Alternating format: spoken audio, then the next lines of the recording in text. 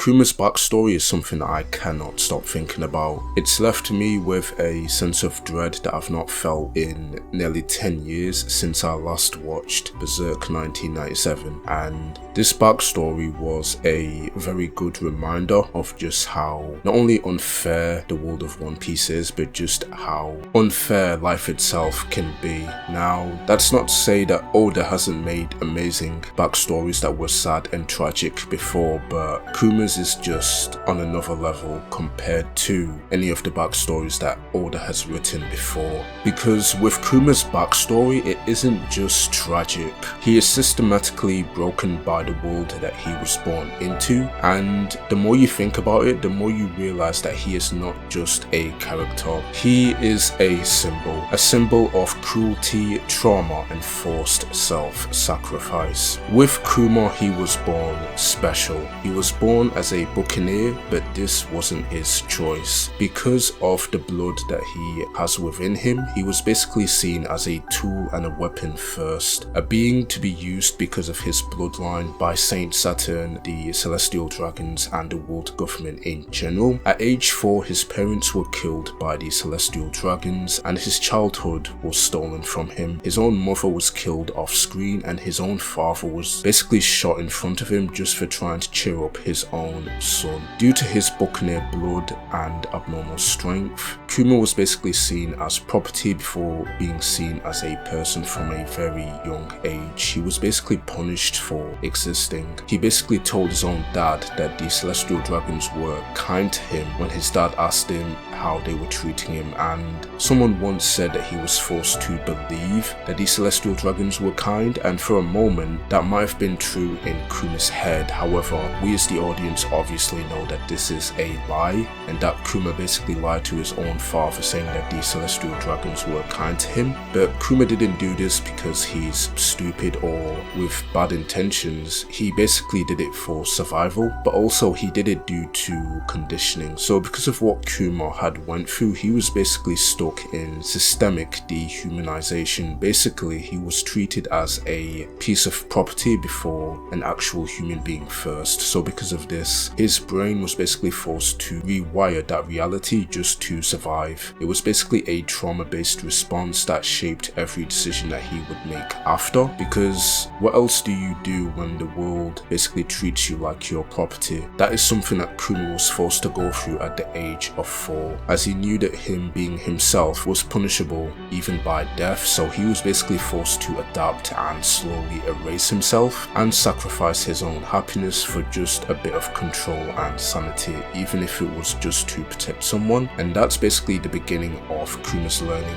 which is revolved around being forced to endure, to barely resist, and to survive as well no matter what. And that mindset shaped every decision that he would make going forward. And this extends further into his relationship with Ginny. Now, I'm not sure if any of you felt the same way, but when Ginny was first introduced in Kuma's backstory, I immediately thought, okay, she's obviously gonna be a love interest for Kuma, and that's how we get Bonnie, but I was very wrong. Basically, when it came to Kuma rejecting Ginny's marriage proposal, I didn't think much of it. I still had my doubts and thought, whatever. It's still going to become a thing one way or another. But again, I was dead wrong, and when I tell you I was shocked, I was absolutely shocked. So after Kuma rejects her marriage proposal, as we all know, they both later joined the Revolutionary Army alongside Dragon, and then years later Bonnie is a general, a commander of sorts in the Revolutionary Army. She's waiting for Kuma, but then she gets captured by a Celestial Dragon. So in the next chapter, Kuma goes on a rampage. This is where I was thinking, okay, he's clearly gonna save her and maybe that'll lead to them getting married. But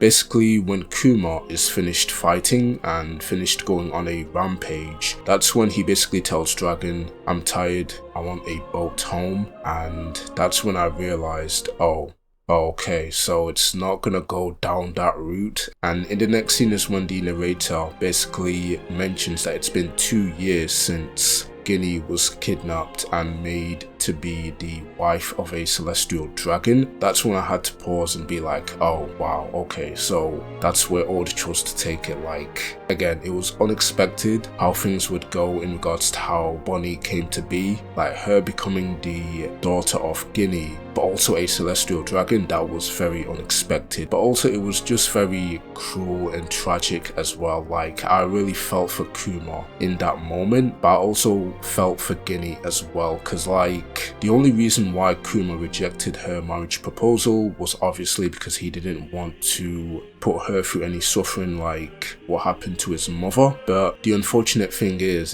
that she is still forced to become a victim of the celestial dragons. This cruelty is a full circle moment for Guinea, which sounds messed up to say, but unfortunately that is what it was, because basically she went from being a slave when she was younger, and then in her adult years she basically gets captured again, but this time she's basically forced to marry and conceive for a celestial dragon, and also she's experimented on, which leads to her being dead. And it's just such a messed up and sad way to go out, and Kuma is also a victim of this as well. Like, this is also a full circle moment of cruelty for him as well, because again, just like Guinea, he was also a slave to the celestial dragons when he was younger, and now he's suffering as well by knowing full well that the love of his life was not only captured and forced to conceive for a celestial dragons, the exact same people that made him suffer when he was younger, but also the love of his life is basically dead in front of him when he goes over to see her. He literally thought that he would never see her again, and when she tells him her last words, her last dying words saying that she always loved him, he doesn't even get to hear them. He basically runs off, and by the time he gets to her, she's already dead. And then you just have the scene of him just crying and just absolutely confused. Like, you can tell that he's just full of regret, probably wishing that he did take that marriage proposal, because again, maybe if they did get married, then maybe this could have been avoided. Obviously there's no guarantee that it could have been avoided, but again, Kuma did clearly love Guinea, and the fact that he chose not to marry her only for her to still get hurt by these celestial dragons is just, again, it's a full circle moment of cruelty for both characters. And it just goes to show as well that basically sometimes you can do everything right, or what you assume to be is right, and the outcome can still be wrong or just used against you, and that's basically what happened here with Kuma. It's not tragic because someone close to him died, it's tragic because Kuma's entire life of sacrifice doesn't change the outcome. Guinea suffers twice at the hands of the same system, and Kuma suffers knowing that he could not protect her even though he tried so hard to do so. But despite this, he still continues to endure because of Bonnie's existence, and because Guinea sacrificed herself to bring her all the way to the church where the both of them spent all of those years together. Kuma basically vows to protect Bonnie and raise her as his own daughter.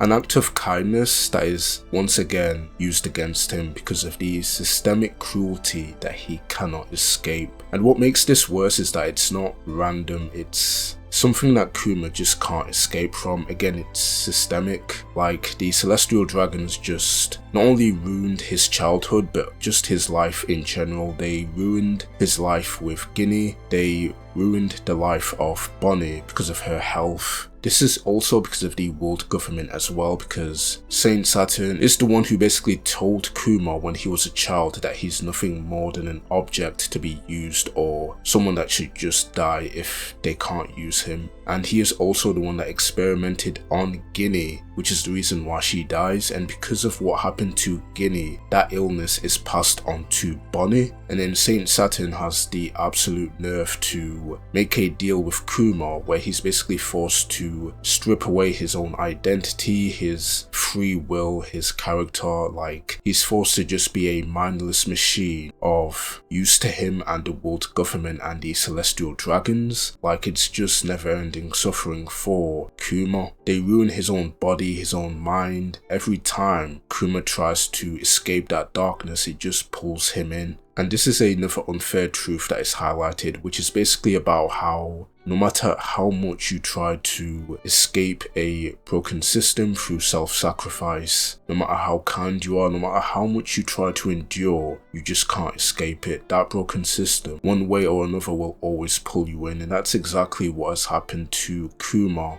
And then there's the symbolism in his character, which is that of a literal bear. Like, Kuma is clearly a gentle giant. He clearly symbolizes a bear from the bear ears on his hat. And we also see the bear ears on his hair in general in his backstory as well, which is a very cool detail. Oda literally designed him as a gentle giant, along with the ears, the paw pads, and big protective body as well. With bears, they are basically strong, protective, and solitary as well. And this describes Kuma's character perfectly. He is clearly a gentle giant, but also one that is forced to be weaponized and sacrificed over and over again. Basically, his energy as a gentle giant is just constantly being stripped away from him, little by little, the more he continues to live. Even Kuma's ability, the paw fruit, is a perfect reflection of his trauma. The paw fruit doesn't just attack but also repels pain as well. He literally takes on suffering and carries it within himself. If someone has to bear it, then I will. That is basically Kuma's entire psychology when it comes to how he chooses to live his life. And again, it's a consequence of the conditioning that was forced on him when he was a child, being enslaved by the celestial dragons. Usually this kind of thinking is awarded in some stories, whether they be in anime or a completely different medium, but with Kuma, this kind of thinking is always exploited. He sacrifices for Ginny, but eventually she dies. He raises Bonnie as his own daughter, but unfortunately the time they have together is very short-lived due to her terminal illness. He makes a deal to save her, but is forced to lose himself in the process. The hard lesson to take from all this is that Kuma's story has no balance to it. There is no equivalent exchange, there's no karmic justice. Except for that time that he punched Saturn, maybe you could count that as karmic justice, maybe, because it does lead to Saint Saturn's failure and him being killed. But regardless, the tragedy of Kuma's backstory and just his life in general is still very tragic and still just extremely sad altogether, because Kuma is a good man that was born into a world that just chose to treat him as a expendable object, all because he was born into a bloodline that he had no choice in being a part of. It wasn't his choice to be born as a buccaneer. But despite all of this suffering that Kuma went through, he still chooses to protect other people, he still chooses to show love, he still chooses to carry on the pain that isn't his, and maybe that was all that really mattered. Not whether life should have rewarded him more or not for the suffering that he went through, but that he refused to let its unfairness turn him into the very thing that hurt him. Kuma's story doesn't promise justice or fairness, it just shows you the truth of how unfair life can be sometimes. And sometimes all you can do is choose who you want to become in spite of it all. Thank you guys so much for watching this video. If you enjoyed it, then please be sure to leave a like, and if you want to see more anime and manga related content like this on the channel, then please be sure to hit that subscribe button and notification bell. This is your boy MAMZYY signing out. Take care and peace.